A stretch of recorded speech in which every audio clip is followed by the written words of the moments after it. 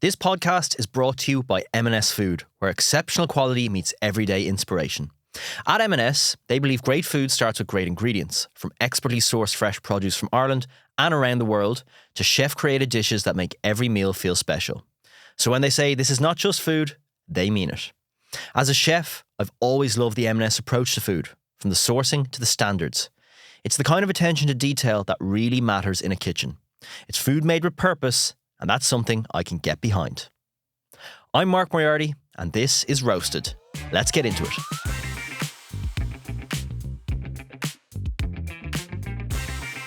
Welcome to Roasted with me, Mark Moriarty, where I chat with notable people about their lives through the wonderful world of food and drink. This week's guest is an Irish sporting legend, 5-time Paralympian, having competed in the 2008, 2012, 2016, where she claimed bronze, 2021, delayed from 2020, where she claimed gold, and 2024 Games. This inspirational career has seen her develop into one of Ireland's leading role models, passionately advocating on a number of fronts, including the public's perception of disability to the promotion of women in sport. She has also appeared regularly in media, from finishing second in Dancing with the Stars to the recent RT series Uncharted, trekking through Bolivia. Thankfully, with this chat in mind, and as part of my research, she also found time to squeeze in a degree in culinary entrepreneurship and TUD. Ellen Keane, welcome to Roasted. I feel like I'm like the perfect person for you because we can talk about food. I know. Where did you fit in a degree in culinary entrepreneurship in the middle of 5 Paralympic Games? So basically, I love media. I've always loved media, and I really wanted to do communications in DCU, and I didn't get the grade because you need a good grade in English, and I was really at poetry and Shakespeare and all that crap. So I ended up getting a bit of just guidance and got told to do something that I enjoyed, and I'd always loved baking. So when I was doing my CAO, I'd always just kind of like looked at the foodie side of things and was like, oh, I wonder. So I'd put down a foodie thing. So the option I got was culinary entrepreneurship, and I was like, well, looks like I'm doing a culinary degree. So you were like the rest of us who were like, oh, sure, if it all goes to pot, do a bit of cooking for a couple of years, it'd be great crack. Yeah, and you know what? It actually worked out because although I haven't gone into a food career, I learned how to cook properly. There was a nutrition side of things. So it really kind of helped my sport.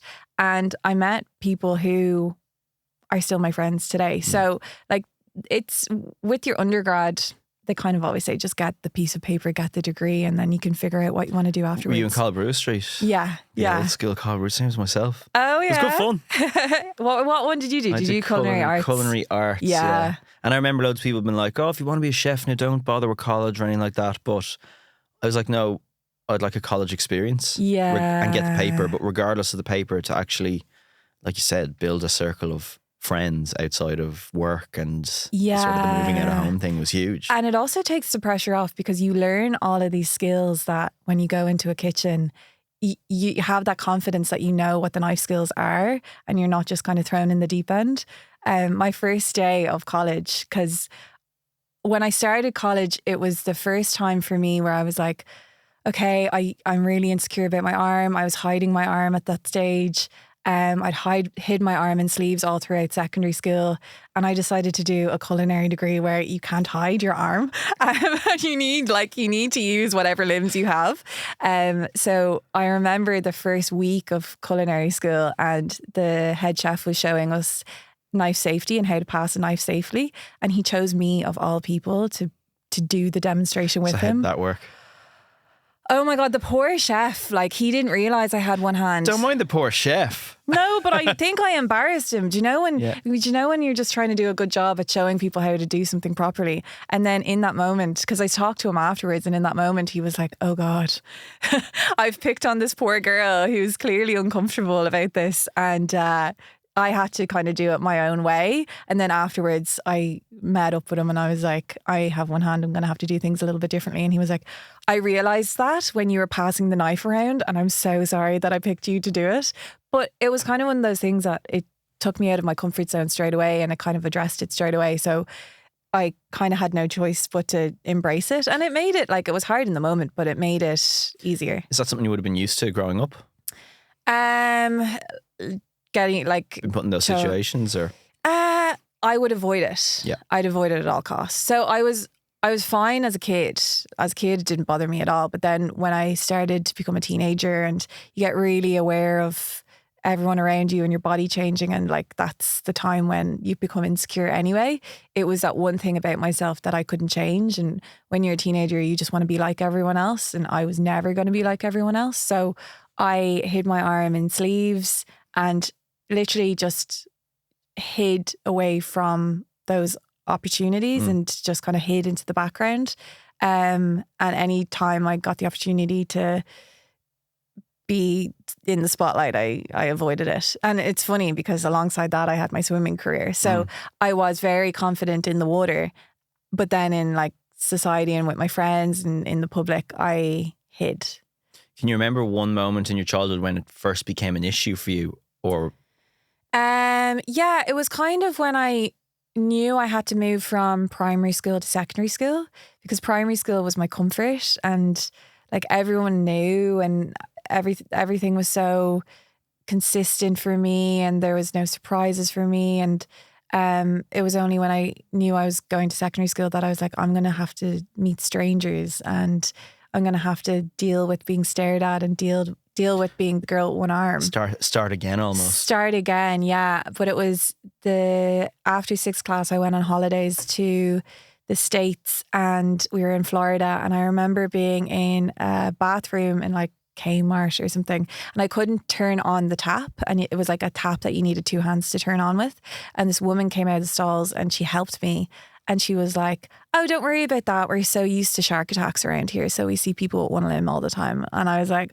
wow, like that was the first time that anyone had been so blunt and addressed me like that about my arm. So instantly I just remember feeling different and feeling othered. And then for the rest of that holiday... So that was a bad experience? Bad experience, yeah. And then for the rest of that holiday, I became really hyper aware of people staring at my arm. And it was like fully grown men and just people who should kind of know better would be staring and pointing. And so that was kind of how I started to realise I don't like this, I want to hide. Did you have a support network at that age? No, like the support network I had was the Paralympic community and para swimming, and that was they were the only people that like I got to see who looked like me, or not even in Ireland, but like in the world whenever I went international to compete. But it was hard, like you can't, how do you vocalise I'm really embarrassed and ashamed of my disability because people stare at me and point at me and make me feel othered. That makes it even more... On top of being a kid. Yeah, on top of being a kid. And that makes it even more of a thing because you're making it a thing. And I guess I just wanted to bury my head in the sand and pretend it wasn't happening and do everything I possibly could do to make sure I wasn't stared at. So that's why I hid. So no, I didn't have a support network. And it was kind of only when I started college that I remember sitting beside a guy, and this is when I decided, right, first day of college, I'm going to not wear my sleeves. And I ended up talking to this guy, and I said that I was a Paralympian, and he was like, oh, do you know this guy? And I was like, oh. So in my head, I was the only disabled person in the world, but like everyone, Ireland's so small, like everyone knows everyone. And I was just assuming that no one had anyone in their life with a disability, so they would always stare and I'd always be othered. But like that wasn't the case, and that one of the first people I spoke to instantly made me feel comfortable. So I guess it was a learning experience for me that once I started to come out of my shell and embrace my arm, that I realised the whole world doesn't revolve around me and my arm. I was going to ask you, it was probably going to be a little bit later on, but what's Ireland like nowadays in terms of disability and people's attitude and awareness and understanding, I suppose being the key word of it? I felt like in the lead up to maybe the Tokyo Games, I felt like we were going in the right direction. And maybe it's just the influence from the rest of the world and social media. So like social media 5 years ago is completely different to how social media even is now.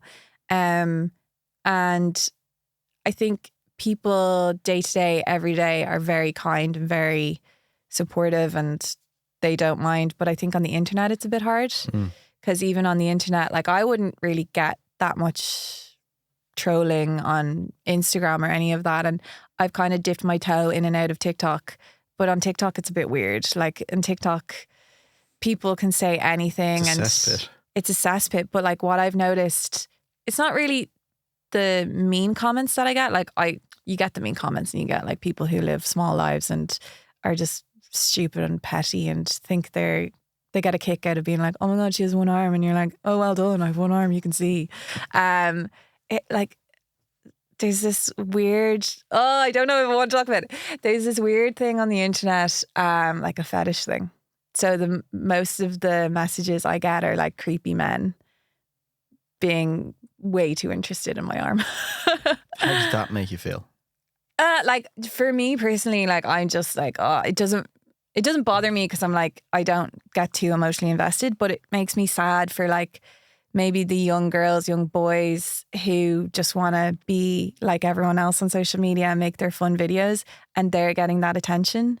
And because social media is a really, really great place for finding your community. And even throughout my swimming career, I used social media to figure out how to do things in the gym, because there's like an adaptive athlete community and there's like a CrossFit community for people with one arm or people with one leg. And like I can learn so much from other people, and that's what I use social media for. So I would have tried to use social media as well to show what I can do with one arm.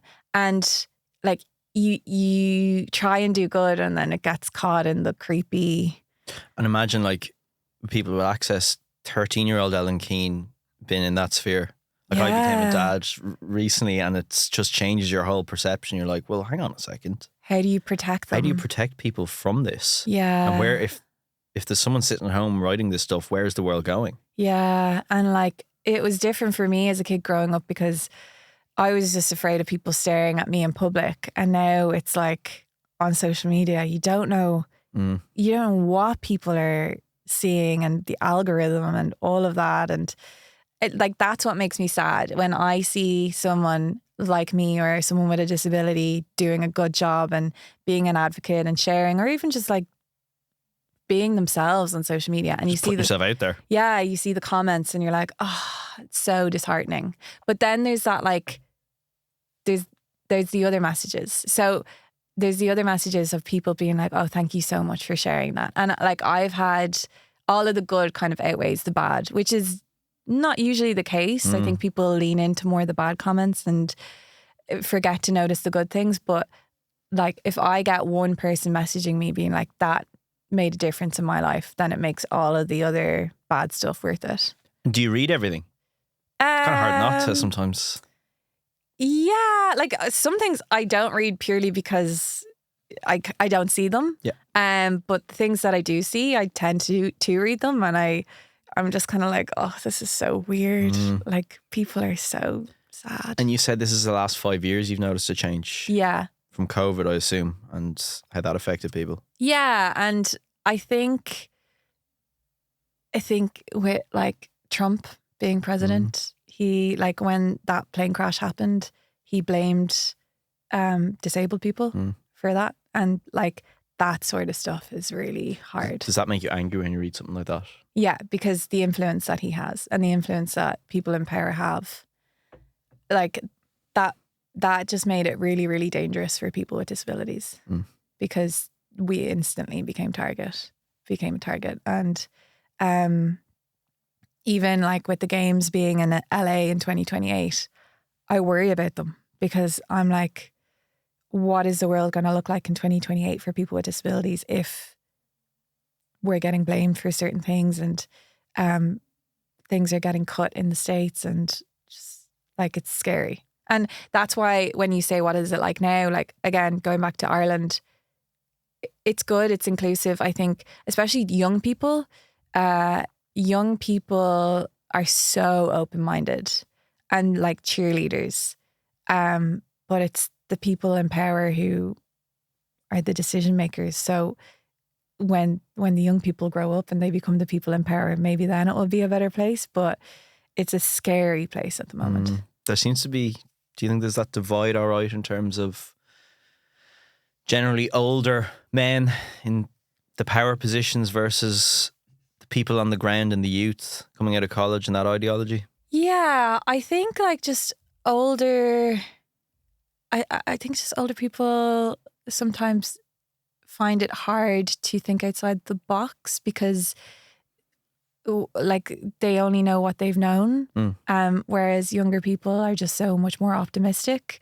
Even in my experience, I have had people underestimate me even now, and I constantly have to show them. Whereas with younger people, I don't feel like I constantly have to show them. It's always kind of like the older people who seem to be like, oh my God, like I can't believe you were able to do that. And like, you're like, well, yeah. But that's why I do the things that I do, because it's just like, I think people have had enough of seeing me do things with one hand, and then I realized, no, I need to literally spam them. I need to just keep going. And like, that's why I was able to become a sort of household name, because I had sponsors who believed in me, not just in my swimming career. Like that wasn't why I got the support. It was because I needed help telling a story. And I had people who were like, oh, we need to help her tell that story because it's a really important story to tell. And I became a household name because my sponsors were brave enough to put me on a billboard, to put me in ads, to give me an opportunity to speak and use my voice. So if more and more people become that more open-minded and give other people the opportunity as well, I think we'll get somewhere. We'll get to a good place. Take me back to this when you started swimming. Okay. Where did this all start? That started off. We went right in at the deep end. Right in at the deep end. Swimming puns. Woohoo. I wonder how many swimming puns we'll get. No, we won't do any more of that. I'm not into that. Tell me where it started. So it started in my local swimming pool in Clontarf, the CRC. I did swimming lessons with my cousins and my siblings. And just like every other kid. Just like every other kid. Yeah. And like my parents were really great. Anything that my siblings did, I did. They never saw my arm and my disability as a barrier. So everything they did, I did. And I loved it to a point, but I hated it as well because I hated getting wet. I hated just the process of having to dry my hair. I think every kid can resonate with that feeling of and do you know what? After school, tired. Yeah, and like what I don't know what it is about swimming, because even like as an adult going for like a recovery swim, I'd still be so tired afterwards. So I bet parents love swimming because you literally like get in the water, they'll use up so much energy and they'll be asleep within an hour afterwards. So yeah, that's where it started. And I remember my dad somehow found out about like a disability competition in Northern Ireland. He was aware of the Paralympics and he asked if I wanted to go to this competition, and I said yes, and I went to it. And like racing was completely different, a completely different experience. I loved the feeling of being in control. I loved the adrenaline, and I ended up having a bit of a talent for it. So I think that's when it started. It was like I was like 7 or 8. Did you know straight away? You were like, I'm good at this, to the results? Yeah, like, you know what kids are like when they win something, they're like, I'm deadly. So I think I was like, I'm deadly when I was like 7. And then I got asked if I wanted to go down that path of becoming a swimmer. So then I joined Westwood Swim Club. I was in Westwood for a couple of years.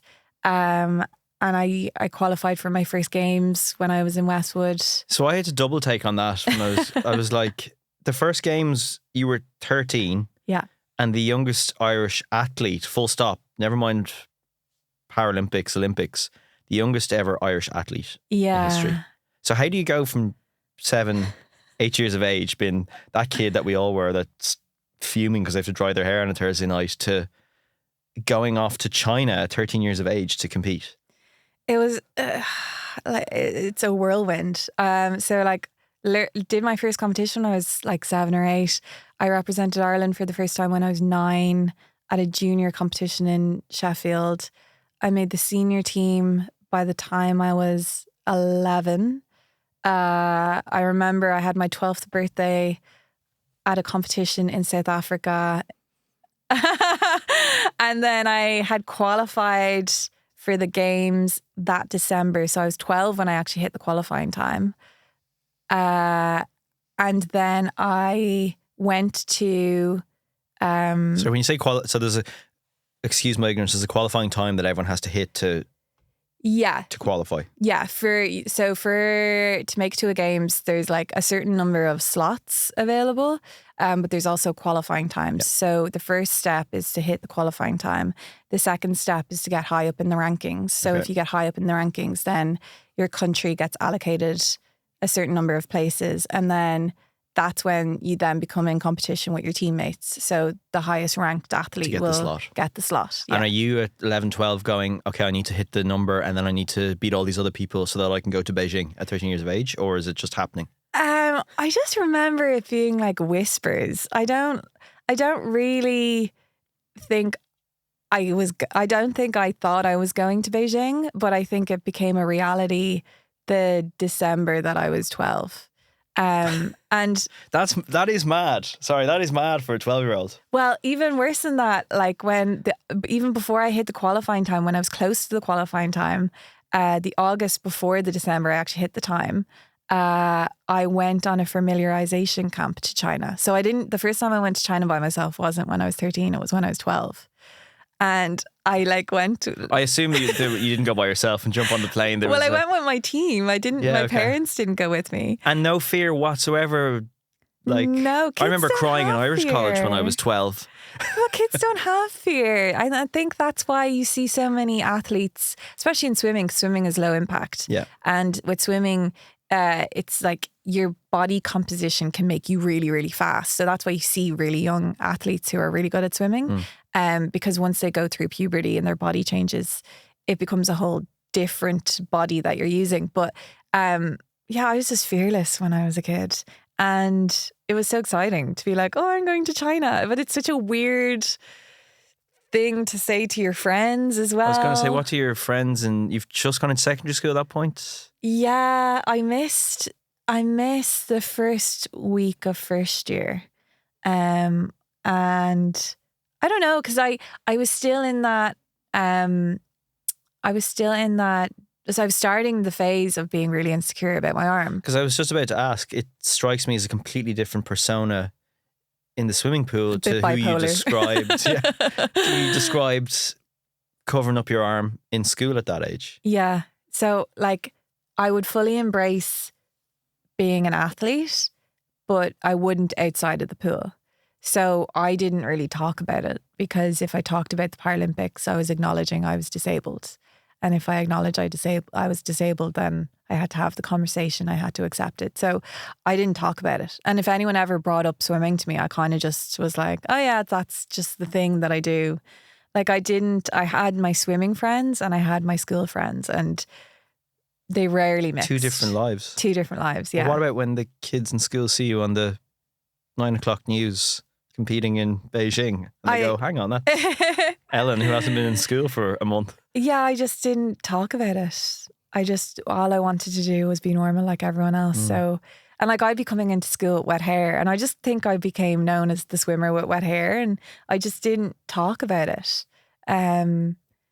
But yeah, like I remember when I went to China the first time, so I went with my team and I had a chaperone, but I just remember being so jet lagged and being told that I couldn't sleep, and whatever you do when you land, don't sleep because it'll make the jet lag worse. And of course I conk out and I wake up and there's these people in my room being like, are you okay? We thought you were lost. And I was like, oh, so traumatized right now.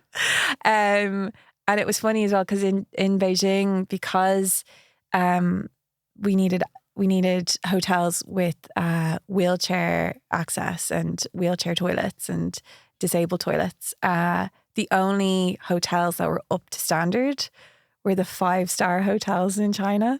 So I remember at a 12-year-old, I stayed in this hotel called the Lung Palace Hotel, and it was completely made out of marble. And there was like, even like the ashtray had like this dragon design in the ashtray, and if you messed it up, like this little woman would run out and like fix the stencil and then run back out. So like it was bizarre. I've lived a really weird life. This episode of Roasted is brought to you by M&S Food. M&S work with the best producers from Ireland and beyond to bring real quality to your table. Like their Irish grown strawberries, perfectly ripe, full of sweetness, and the perfect addition to any dessert. Am I right in saying like Beijing in 2008, pretty polarizing Paralympic Games in terms of China's reputation for people with disability, and I didn't feel that. Yeah. I didn't notice that. I think the only kind of place that we saw that was with the hotel standard. So we Yeah. had to stay in really fancy hotels because the other hotels didn't have wheelchair access.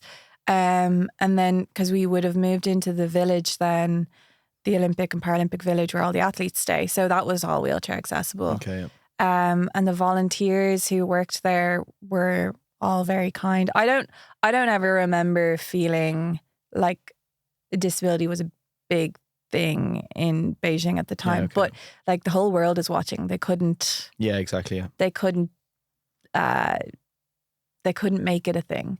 But like it's so weird. Like I don't know how true this is. Now this is all just like rumor that I've heard, and I don't know if it's true.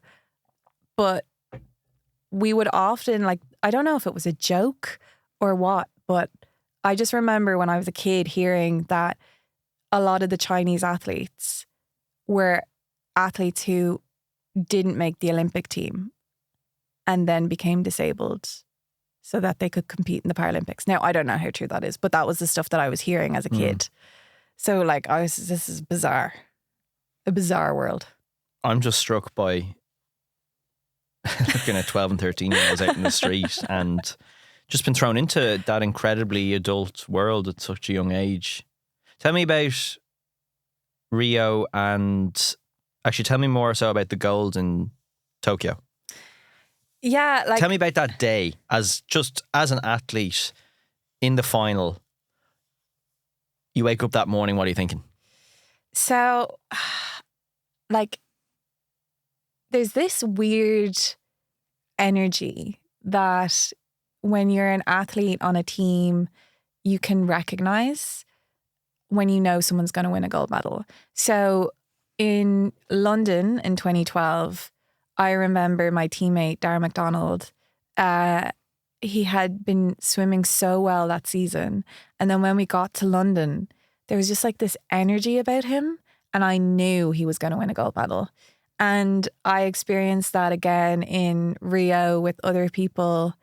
And then in Tokyo itself, like I had such a good season, and it doesn't happen on the day. It happens in the years leading up to it. And I had my ups and downs, but the year of Tokyo itself, it was the perfect season for me. And I just was so confident, and I was so comfortable in myself. I was so comfortable in my swimming, and I felt the energy about myself. And I didn't notice if other people had noticed it, but later on, after I'd won my gold, one of my teammates had said it to my coach to say, there's an energy about Ellen and she's going to win a gold medal. So like, I'm really aware of it. And Because from the outside looking in, you're kind of saying, oh, it's been such a perfect season.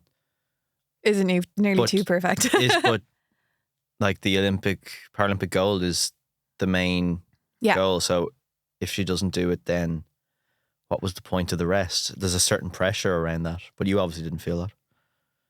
It was the first and probably the only time, because I was never able to get back to it, where I was able to see swimming as just a job. Just a job. Just tick the box, do the work, forget about the emotions. Show up, perform. Show up, just do what you like. Take away the frills, take away the emotion. Just get in the water and swim. And that was a different mentality to anything you had in the years previous. Yeah. And even afterwards, I was never able to get back to that because I am an emotional person and I do care so much.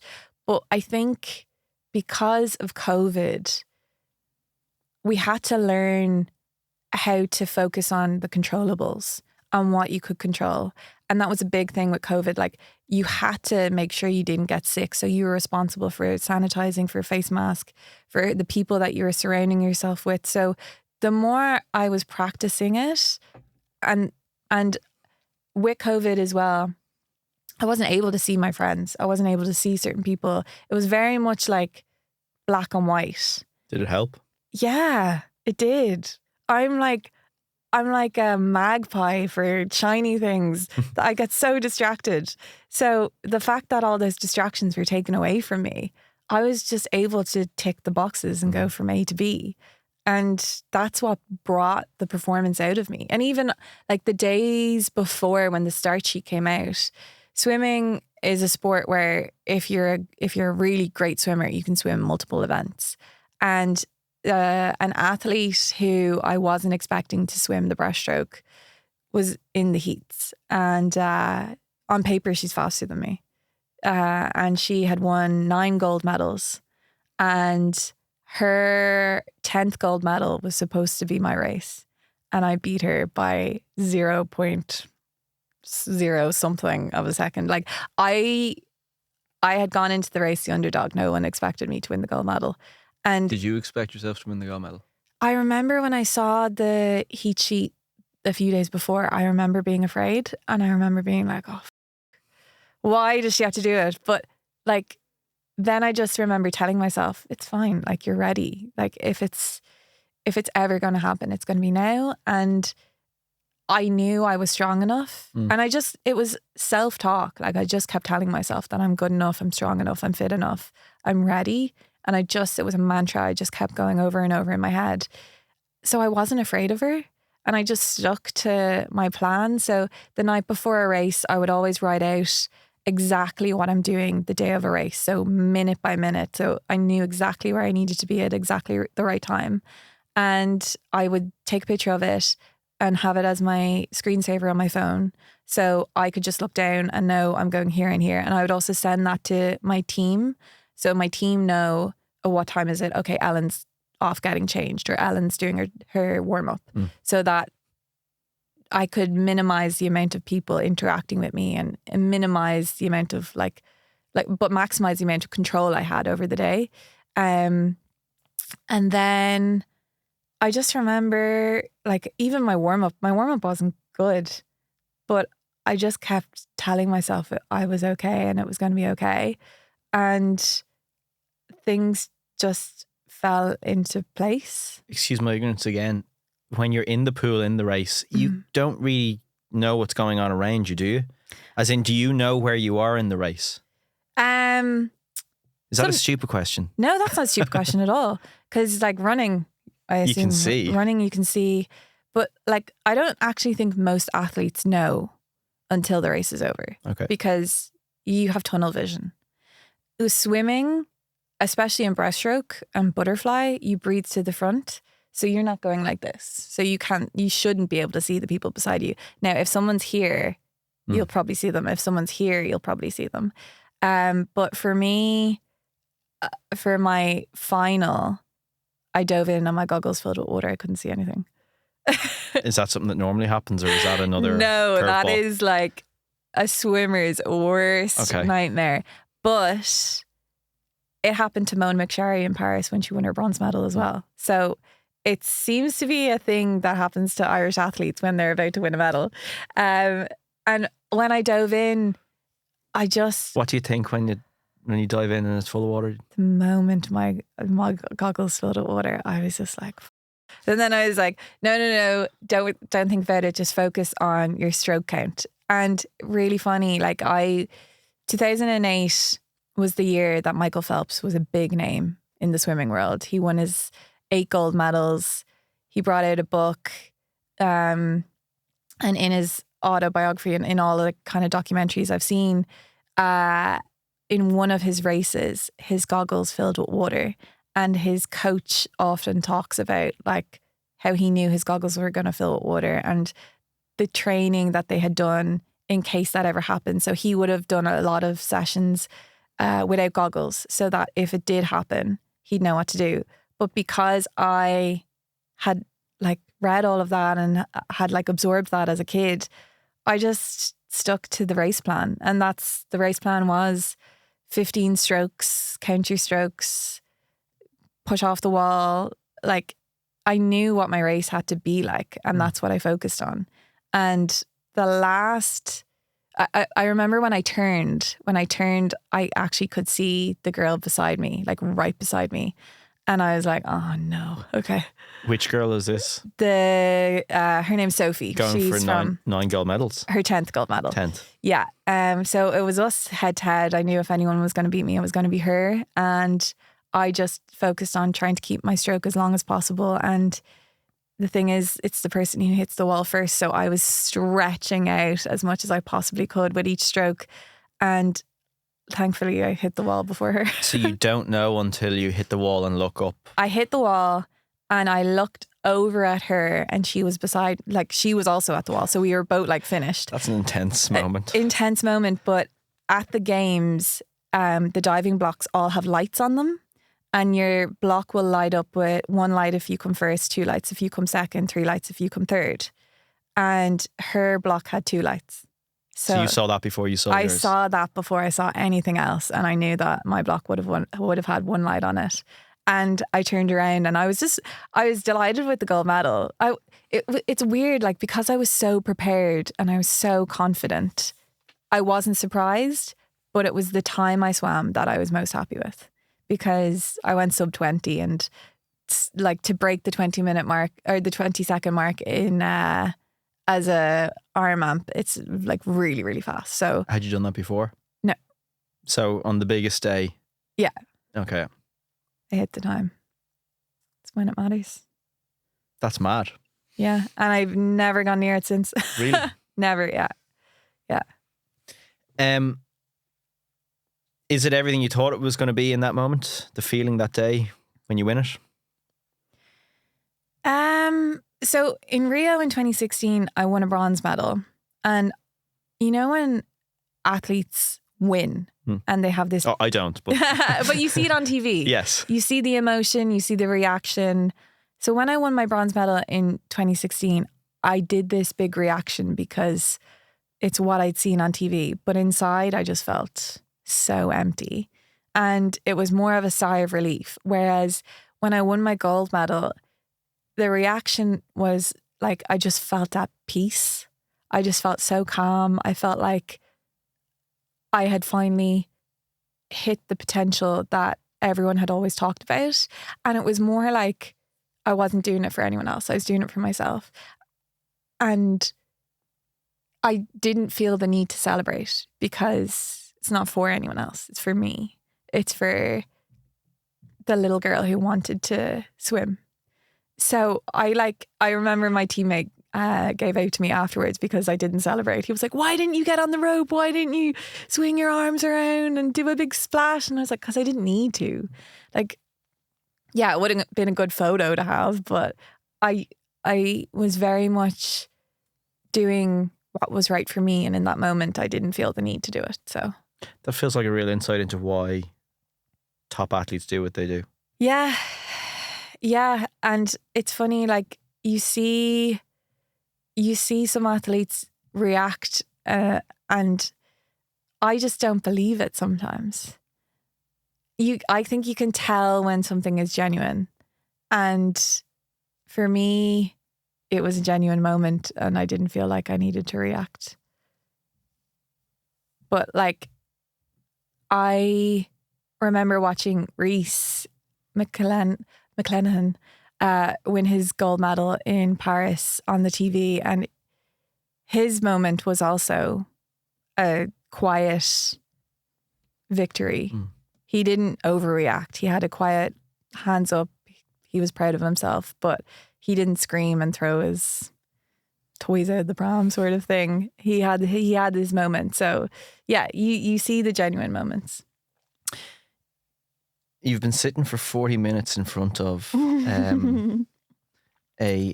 it sounds so bad now. That was so fascinating to then talk about a chocolate cake. No, I'm really excited about this. A chocolate and almond cake, flourless, gluten-free. So your email came back saying that you, and this surprised me, recently discovered that you're celiac. Yes. How does that come about now? So my dad is celiac. Okay. So I knew it was in the family. And when you're an athlete, you get a lot of blood tests. So over the years, I've had so many blood tests. I've even been tested for celiac disease. never came back with it, which was great because as an athlete, you have to eat a lot of carbs. So like pasta was my main dish, and pasta, oats, bread, all gluten. And when I retired, I did a bit of travel, and then I did the Uncharted with Ray Goggins. And when I came home from that, so that was in January of this year, when I came home from Bolivia, my hair was falling out and my skin on my eyes was really bad and my skin on my body was really bad. And my energy, I could not recover, and I was so tired all the time. So I got a blood test done, and in the blood test, it came back celiac. And they were like, oh, we think it's a false positive. Don't worry about it. And I was like, my dad is celiac. And they were like, oh, okay, that mightn't be a false positive. So I then had to get a scope done. And the scope came back to say that I was celiac. So yeah, Ray Goggins. Not only did he make me go up a mountain, I just don't know how they didn't pick this up if you're getting... triggered my celiac gene. It's a thing that it's a gene that you can have, and stress can trigger it. So it's an autoimmune disease, and stress, emotional distress, change in lifestyle can trigger celiac disease. And mine got triggered. And now I am figuring out how to not eat gluten.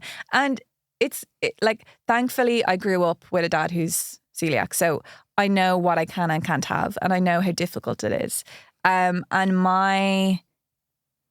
not really a chocolate girl. I'm not really a sweet girl. The thing that I indulge in is baked goods. Okay. Like I would always be like looking at the dessert before anything. So it's actually keeping me fit because it's so hard to find gluten-free options that are nice. So when you offered to make me something, I was like, I need him to make me something gluten-free because I need to taste something really nice that's gluten-free. And spoiler alert, sometimes for these segments with all the guests, I take things from the restaurant or from the private dining I do. But then this one I was like, no, I'm going to have to go to the shop and I'm going to have to make this from scratch for Ellen in the morning.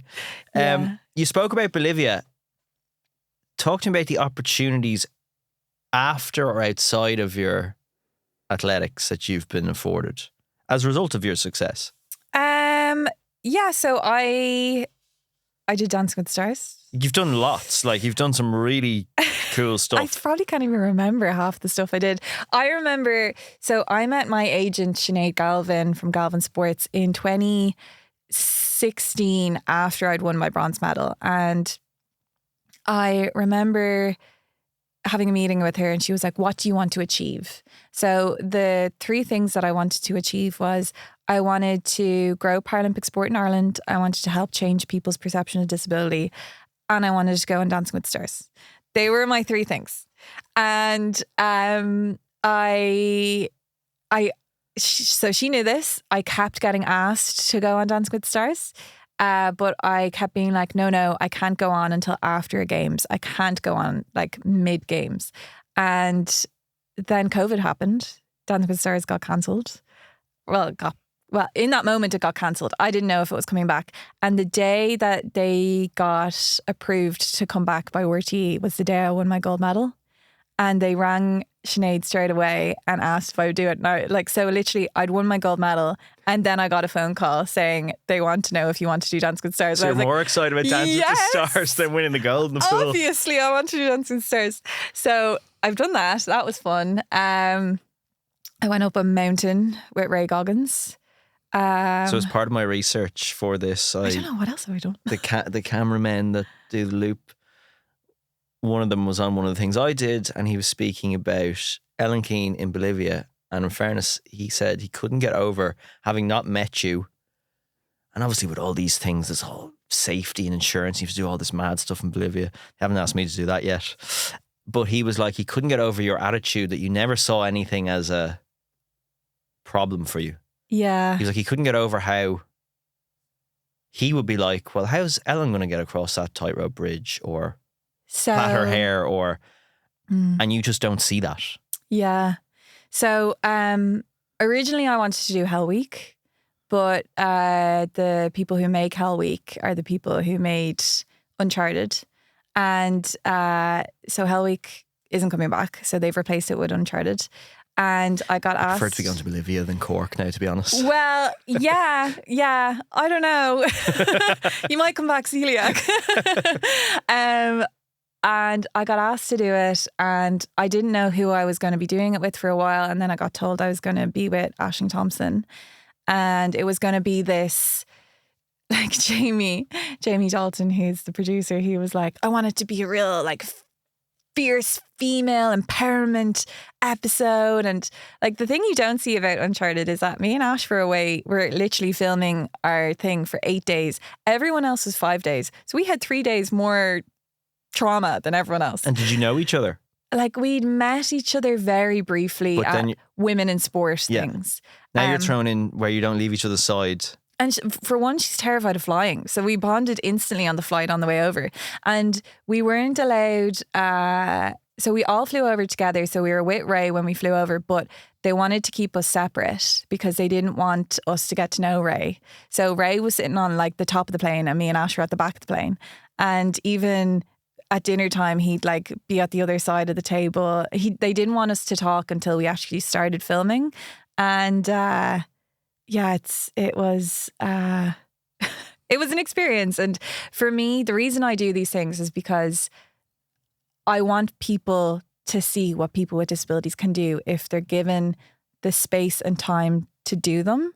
And I'll always try something. And like, just because people with two hands do things a certain way doesn't mean that's necessarily the only way to do things. So when we started our trekking, I think I don't know actually what like Jamie was concerned about at all with me.